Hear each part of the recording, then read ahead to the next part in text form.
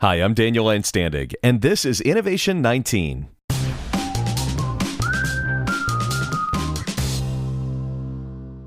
Today we're talking with Joanna Popper. Joanna is the global head of virtual reality for location-based entertainment at HP. She's a trilingual, did I say that right? Of all the words to mess up, trilingual. She's a trilingual, award-winning content and brand builder and successfully launched global multi-platform properties, partnerships, and programs that drive audience growth, revenue, buzz, and impact.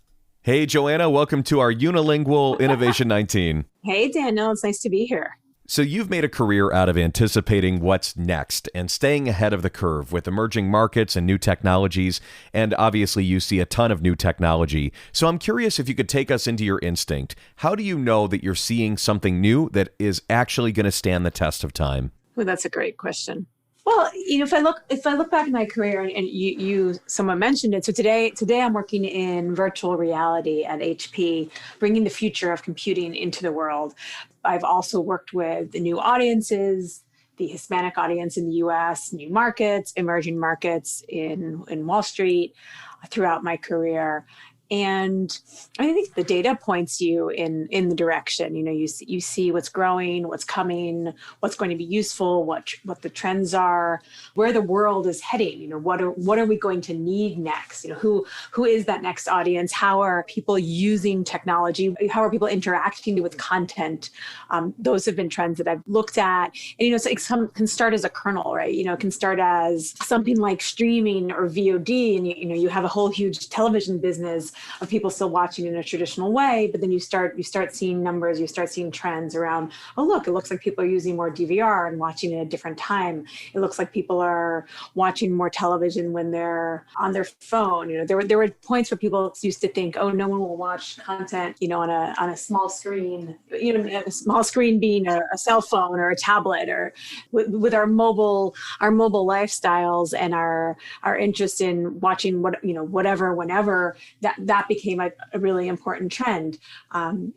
Today we're in this world where creating more immersive, more interactive, more engaging content is important, where you have that intersection of gaming and more traditional type content, and VR lives at that, in some ways, at that intersection. So some of it's trends, some of it's just watching data and numbers and learning all the time. Sometimes we're wrong about where it's heading, and we can go back in a different direction. But those are some of the things we look at.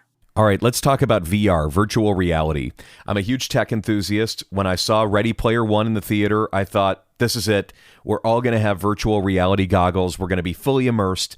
Do you see that in the future? I mean, when you think of AR or VR glasses, do you see them with the same ubiquity as smartphones? Well, we're on our way, right? It's like most things, from the future, so to speak. Generally, there's a famous expression: the future is here; it's just not evenly dispersed, right, or evenly distributed. So, there are that world of Ready Player One. Most of that world's technology, at least what they showed in the book, what they showed in the movie, all of that exists. It's just not prevalent that everyone has it, and so. But it is, you could go out and buy it. You could, and you could have the headset, the haptics, the treadmill, all of that at home if you wanted to. So I think where we are is that, the technology is still fairly nascent, fairly early in terms of being at a large consumer scale. So if you go back, the technology has been in existence for many decades. However, it was only in research institutions and military that could afford it. It's only been in the past 5 or 6 years or so that VR has been at price points that has become more available for mass adoption. So tell us a little bit more about what you're doing with VR right now at HP. Sure. So we have a couple of really exciting headsets that we've released to the market and backpacks. So we're now on our 3rd generation VR headset. It's called the HP Reverb Generation 2. It's a collaboration with Valve and Microsoft. It is incredibly high resolution, so it's a very immersive experience. It's 2160 by 2160 per eye, so highest resolution among major VR headsets, which is really great. So when people are watching or experiencing or playing a game, we're getting comments like, "My eyes are finally comfortable in VR for the first time. It feels like a warm bath for my eyes." So it's really just amazing to see the reaction that we're getting for the headset. It has really great audio. It is inside out tracked, using the inside out tracking Windows Mixed Reality. So it's fairly easy to set up with that. And it's tethered to a PC. So it has, really, high performance, really, and all your games and experiences. So that is all really great. And then we've announced another new headset, which will be our fourth headset that we're launching, called the HP Reverb Generation 2 Omnicept Edition. And that takes all the great hardware of the Reverb Generation 2 and adds on additional biometric sensors such as eye tracking, pupillometry, heart rate tracking, and face camera. And that will come, that's a whole solution. So it's the hardware plus a variety of software packages. The first one will be an SDK for cognitive load. And then there's a number of early access partners who are building applications on top of it. So it's a whole package that will launch in spring 2021. And we're really, really excited about that. And so, an example of how you would use that would be, say you're learning to fly, in a flight simulation type course, and your instructor using this headset and using the cognitive load SDK will be able to see, are you bored? Are you antsy? Do you wish it would go faster? Are you overwhelmed? Are you upset? And be able to then customize the lesson for you. Amazing. Takes training to a whole new level. It takes the ability of virtual reality to train people and have them retain information, and really ratchets it up another level. Really refreshing to talk about these different types of applications for VR, because there does seem to be maybe a stereotype for consumers that when they think of VR, they primarily think of gamers. Well, it certainly does live in the gaming world, but it also lives in many worlds, and so many other worlds. And so some of the different industries we look at, we work with gaming and with media and entertainment and location-based entertainment, of course. And that's the world that I come from, coming out of NBC Universal for about 8.5 years. But we also work really, really closely on the enterprise side. So we work with training, as we just mentioned, with healthcare, with product development, with architecture, engineering, construction, and with automotive. And so there's a lot of interesting things happening in VR and a lot of really strong use cases. So where companies are seeing strong ROI for using VR in their workflow, whether that be in a pre-visualization or a design visualization of a product, or training their employees. So when you think about the future of VR headsets, what do you think is going to be the most important to consumers? Like if I'm going out to shop for my new HP Reverb G2, what's most important for me to see as a consumer in the headset that I choose?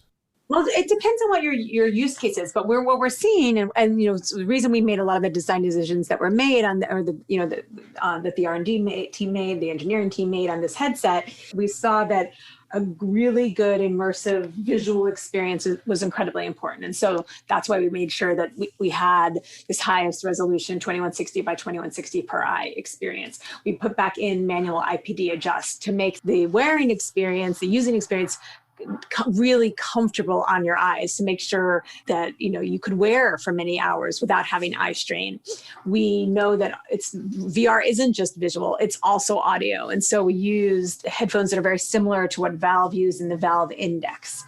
And so the contributions of Valve were really important in this headset. They helped us design the lenses, they helped with the audio, they helped with some of the ergonomics, and comfort is another thing that is really important. The headset is designed to be very comfortable on your head for long sessions or short sessions. And so, and part of that is the weight distribution between the front and the back. And part of that is just the way it was designed. So I would say, though, it really depends on someone's use case. It may not be that one headset is perfect for everyone. It may be some headsets are great for a certain use case, another headset's great for a different use case. So, since I mentioned that this is now our third headset, we listened to the feedback we got on our first Winnemar headset, on Reverb G1, and then took all of that working with customers who maybe using different headsets, but were working with us on the backpacks or another HP product. And we took that insight and brought it into the development of this headset. Joanna, given your entertainment and media background, you must be working at HP thinking, this is a whole new world of possibilities in terms of entertainment and storytelling and immersive experience. What do you see coming just in terms of entertainment through VR? Oh, there's such great things. We see a lot of people on the entertainment side really engaged in flight simulation and racing simulation. We see people who are excited about first-person shooters. We see people who are excited about exercise games or, just games that get you up and moving. And then we also work closely with lots of experiences that are kind of oriented towards the film festival circuit. And we just recently participated at the Venice Film Festival with a project by Double I Studios and Kira Benzig, which is called Finding Pandora X, which won Best VR Experience at the Venice Film Festival. And we were thrilled to be part of that one. It actually involved live interactive theater in VR, where the audiences would come in to an experience in VR chat. It was about a sort of modern day take on Greek mythology, and the audiences participated as the Greek chorus on a journey to various universes. There were choice points along the way where you could choose to go one direction or the other, all in a quest to help Zeus find Pandora, which was a really lovely experience. And we were really to work with them and support them and be a tech partner. And I came in as an EP as well, so we were thrilled to work on that experience. More thrilled when they took home a Golden Lion for Best VR Experience at Venice. Virtually, of course. Everything was virtual. The award ceremony was also virtual. Joanna, you have a unique background having worked in broadcast media and traditional media and now working in VR. So how do you see the difference in storytelling using digital art through VR versus other methods? What can content creators do now that they couldn't do before? That's a great question. I mean, there's a lot of different things that can be done.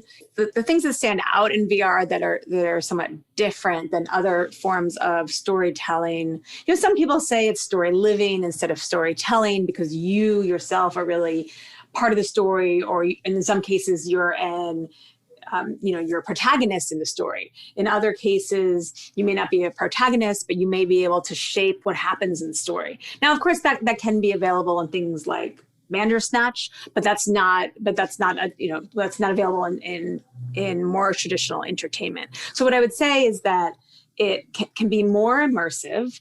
It can be more interactive. You can have more agency in VR, and you can be sort of, in a way, more connected with others being part of the story.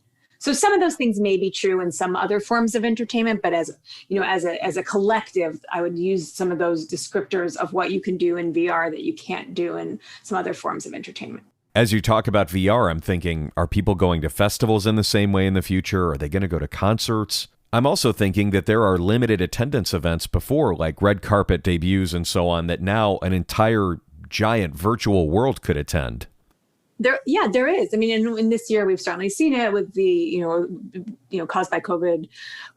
We haven't been able to interact in the real world in the same way as we could in the past. So, most large events have been canceled, festivals, conferences, or all gone online. And so some of those have tapped into platforms like Zoom or something, along those lines, but others have tapped into the power of virtual reality. And so, Venice Film Festival that I mentioned, Cannes, South by, and many others tapped into virtual, VR worlds to have people, see the content, interact, have panels, do, events, and we're able to sort of recreate in a different way than Zoom would.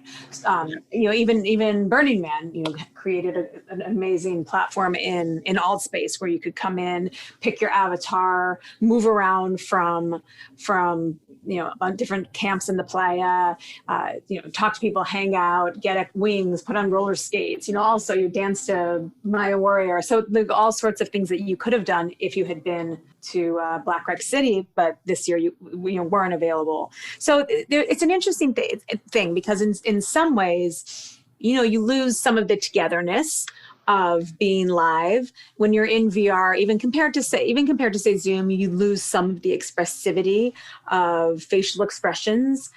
You do gain it in a way when you have a full body experience and you do see body movement. But what you have is you're able to do things, and you're able to, if you have a headset, you're able to access things that you might not be able to access otherwise. So we've seen numbers from some of these film festivals, and the content at these film festivals go up dramatically because now it's not limited to only the people who can fly to that city and get a hotel and take off that time for work or are sent there for work. But it's now anyone who has a VR headset is able to access that content, and so we've seen some of the numbers actually go up. Certainly sounds like there are a lot of new opportunities here around the way that we go to events, the way we interact together. I believe so. I believe, it looks like about 50% of people still think they'll be working from home into 2021, right? So at that point, we'll have been nearly 2 years in this, or something up to 2 years, maybe not the full 2 years, that we've tried these new ways. And so I do believe that we'll see a change in how people work. We'll see a change in how people travel for work. It doesn't mean that we'll never do it, but I think the choices will be different. We may not travel as much, or I think there'll be the hybrids of virtual and live, and then hybrids that bring virtual reality into it as well. What advice do you have for developers of these new experiences? If people are listening and thinking to themselves, you know what, I love this. I'm going to go become a storyteller in this environment. I'm going to build the next incredible immersive landscape that you can step into with VR.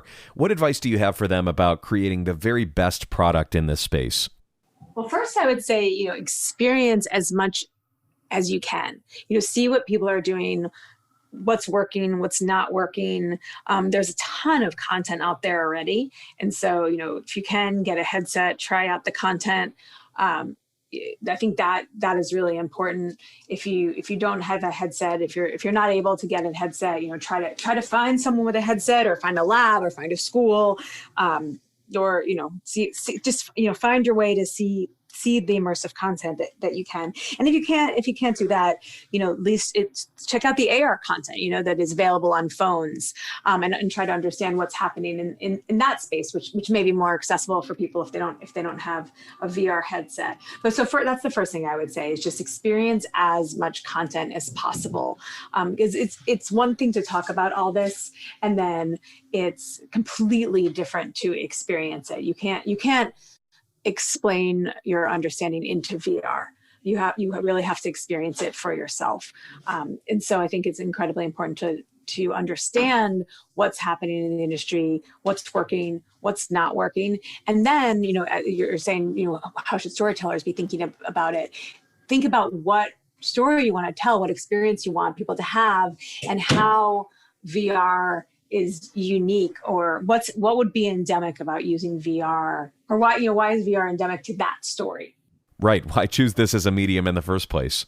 Yes, absolutely. And is it something with the embodiment that you're using the body in an interesting way? Is it something with the interactivity? Is it something in the point of view, or who the audience is in the story? So those are all important things to be thinking about when building your story. But definitely experience as much as you can. Well, Joanna, it has been inspiring to talk to you about your work at HP and about the VR world. And I just appreciate how open you've been and how much you've shared today, too. Thanks, Daniel. Thanks for inviting me on. Absolutely. Thank you for listening to Innovation 19. If you like what you heard today, please consider leaving a review, subscribing, and sharing with friends who might enjoy.